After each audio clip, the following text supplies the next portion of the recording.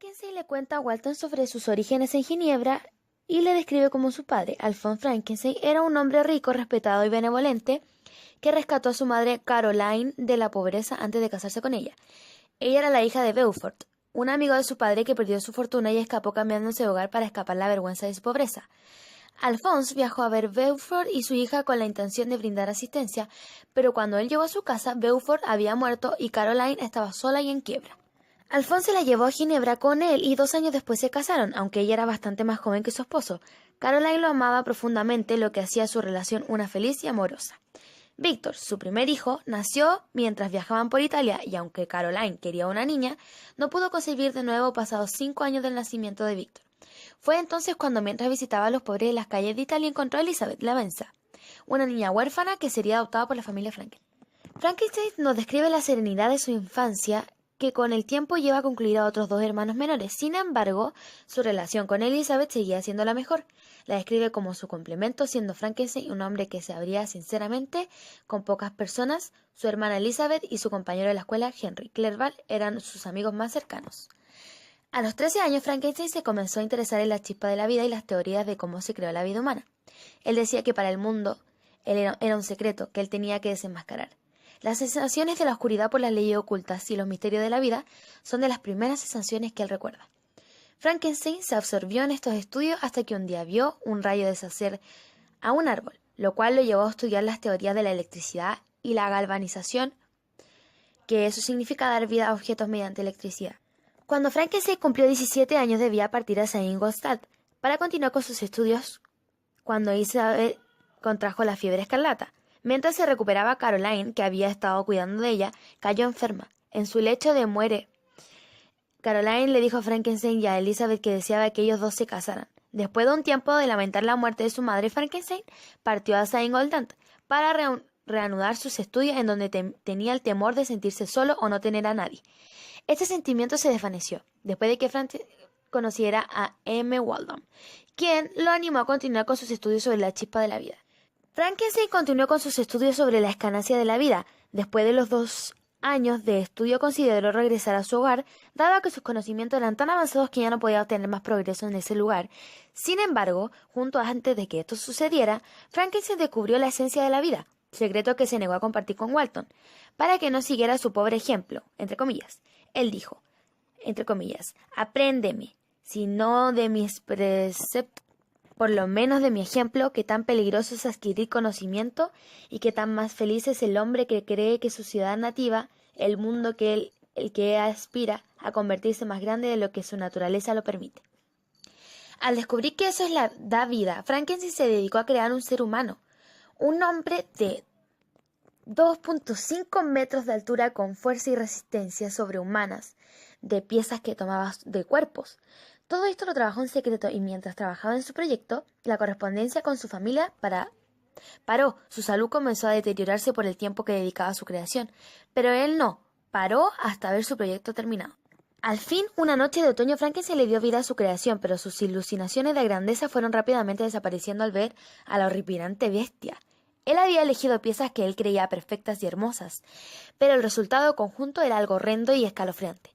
Frankenstein corrió a su laboratorio donde se desmayó al despertar de su pesadilla. Lo primero que vio es a la bestia, que había creado parado frente a él, sonriendo con sus horribles labios negros.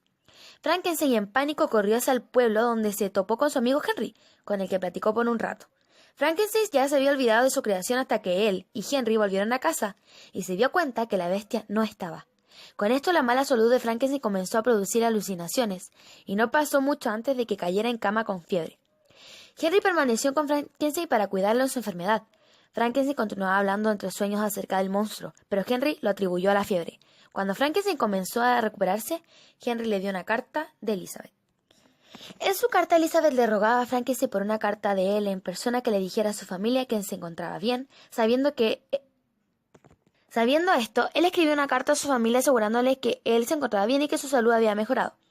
Después de esto, Frankenstein presentó a Henry con varios profesores de la universidad, ya que él había ido a estudiar ahí, pero él trataba siempre de evitar hablar sus estudios ya que le recordaban el engendro que él había creado. Pasó el tiempo y Frankenstein planeaba volver a casa, pero su regreso se fue posponiendo 7 meses hasta que él y Henry fueron a un tour por Ingolstadt. Cuando Frankenstein regresó del tour, encontró una letra de su padre, Alphonse. La letra le informaba sobre su hermano William, que había sido asesinado. La familia caminaba por el bosque cuando William desapareció. Cuando lo encontraron había sido estrangulado. Elizabeth se encontraba preocupada dado que le había prestado un collar que pertenecía a su madre, y cuando encontraron a William, este había desaparecido, lo que los llevó a pensar que este había sido la causa del ataque. Frankenstein regresó a Ginebra de inmediato para confrontar a su familia, pero al volver a casa después de 6 años lo asustaba por todos los cambios que podría haber tenido lugar, así que decidió parar unos días antes de llegar a Ginebra, para dejar que el paisaje de su hogar lo tranquilizara. Al llegar a Ginebra se encontró con las puertas de la ciudad cerradas, así que se vio obligado a pasar por la cercana. Frankenstein decidió ir al lugar donde había matado a William y observó una tormenta acercarse por las montañas. Mientras pasaba la furia de la tormenta, la luz de un relámpago reveló un objeto frente a él. Su enorme estatura, la deformidad de su aspecto, lo dejó saber que eso era el monstruo al que él había dado vida, y que esa cosa era la asesina de William. Frankenstein no podía decirle a nadie que el monstruo había matado a William, porque nadie iba a creerle, y aun así le creyera, nadie sería capaz de atrapar al monstruo. Decidió permanecer callado sobre el asunto, pero cuando llegó a Ginebra se enteró que Justine, una mujer que había servido a la familia por muchos años y era considerada un miembro, era acusada por el asesinato. Su padre creía que esto se debía a la pérdida de su hermano, pero Frankenstein no podía sobreponerle su melancolía, debido a la responsabilidad que sentía por las muertes de William. Su padre creía que esto se debía a la pérdida de su hermano, pero Frankenstein no podía sobreponerse su melancolía, debido a la responsabilidad que sentía por las muertes de William y ninguno de ellos sabía la causa, así como el estado emocional de su padre y Elizabeth. Ni su familia ni sus amigos podían ayudar a calmar a Frankenstein, ya que ninguno de ellos sabía la causa de su muerte. Nadie de ellos sabía sobre un monstruo. Durante un viaje a la cima de la montaña, el monstruo se acercó a Frankenstein, listo para pelear a muerte. Él maldijo a la bestia gritando. Sin embargo, la bestia le pidió que lo escuchara. Frankenstein se rehusó a oír a la bestia, pero esta le pidió que lo escuchara, diciendo que era su obligación. Frankenstein aceptó por compasión y por curiosidad. El monstruo le contó a Frankenstein cómo sus sentidos comenzaron a desarrollarse después de que despertó en el laboratorio, como él no podía diferenciar los cinco sentidos ni tampoco entre la Cuando él escapó del laboratorio me heredó por el bosque viviendo de valles y nueces, hasta que un día encontró el fuego que un hombre había dejado. Ese día descubrió la utilidad y el peligro del fuego, aunque el cómo crearlo lo eludía. Así que mantuvo el fuego para que éste no se apagara y poder calentar sus nueces. Cuando la comida se acabó, comenzó a vagar nuevamente hasta que llegó el invierno. Fue entonces cuando encontró la cabaña de un hombre en el bosque. Al entrar en ella, el hombre salió corriendo revisado por su aspecto. La cabaña le gustó mucho, ya que fue en el bosque. Al entrar en ella, el hombre salió corriendo horrorizado por su aspecto. La cabaña le gustó mucho, ya que fue el primer refugio que tuvo después del invierno. Partió de la cabaña y encontró un pequeño pueblo. Al entrar, la gente lo corrió arrojándole piedras y persiguiéndolo. Esto provocó que la bestia tuviera miedo de los humanos. Siguió caminando y encontró una cabaña donde refugiarse, mas esta vez decidió refugiarse en un granero cercano a la casa, en donde pudo observar a la familia que vivía a través de un agujero en la pared. Verlos los hacía feliz, pero él no quería que supieran que él estaba ahí. Con el tiempo el monstruo continuó observando a la familia Lassie y comenzó a notar que ellos estaban tristes. Dedujo que esto se debía a su pobreza, pero también notó que el más pequeño Félix era el que más triste se encontraba. Comenzó a palear la nieve y cortar leña en las noches para que ellos así tuvieran más tiempo de trabajar en el jardín y hacer otras tareas de familia. Al escucharlos, el monstruo aprendió palabras como leche, queso y pan. También notó que cuando Félix leía en voz alta, en realidad estaba mirando símbolos que pasaban por palabras. El monstruo quería aprender a comunicarse para así poder hablar con la familia de Lassie. Con el tiempo, la primavera llegó al monstruo y a la casa de los de Lassie. Sin embargo, Félix parecía más triste que nunca, hasta que un día llegó una mujer monera que no hablaba la misma lengua que ellos. Félix estaba enamorado de ella y ella de Félix. La familia la recibió con brazos abiertos y esta le enseñó a hablar francés. El monstruo aprendió junto a ella y comenzó a entender sus conversaciones y las lecturas de historia. Ya con la habilidad de hablar y de leer, el monstruo entendió las historias de la familia Lassie e incluso mostró cartas a Frankenstein como prueba. Ellos fueron una adinerada familia parisina, hasta que un día Félix escuchó de un injusto encarcelamiento de Mahometán, padre de Safi, la mujer morena. Félix decidió liberar al hombre condenado por su religión y así es como conoció y se enamoró de Safi.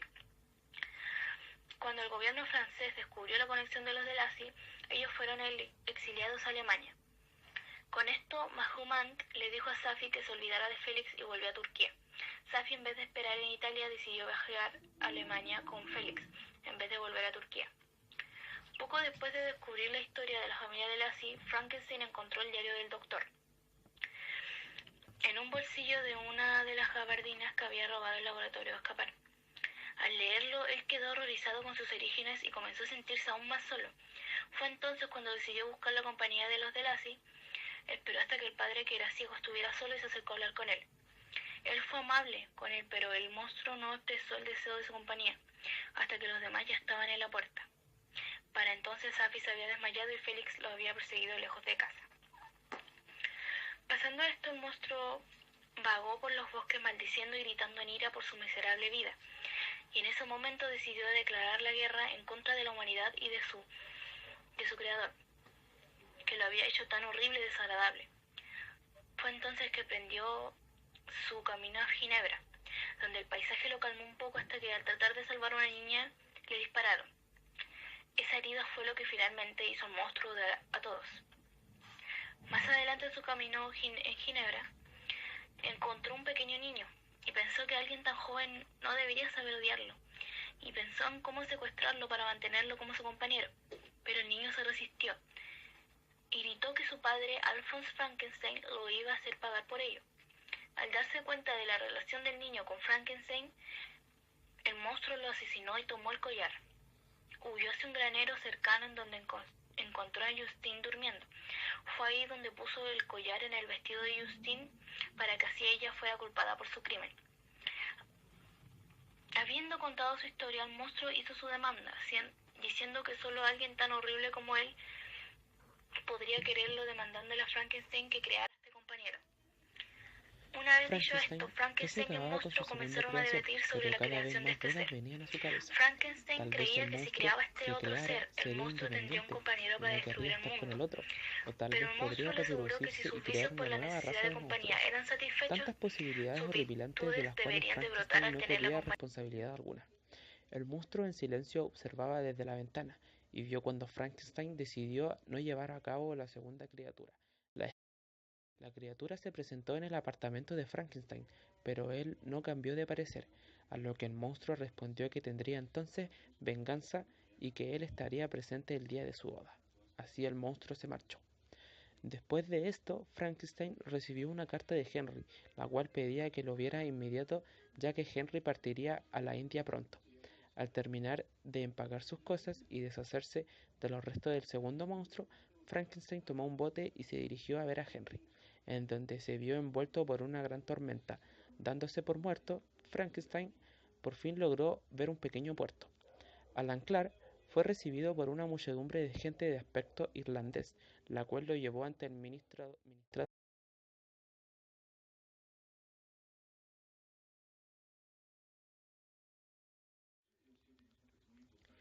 El magistrado le dijo que varios hombres vieron el cuerpo de una persona muerta en la costa y un barco alejándose. Al mostrarle el cuerpo a Frankenstein, se dieron cuenta de que era Henry. Él entró en un ataque de delirios y cayó en una fiebre. El magistrado lo declaró inocente e hizo que lo trataran. También contactó a su padre.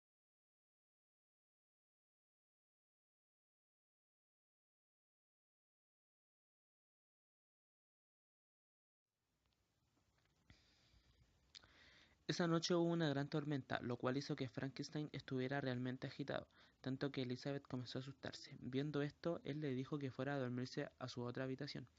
No pasó mucho cuando Frankenstein escuchó un grito desgarrador proveniente de la habitación.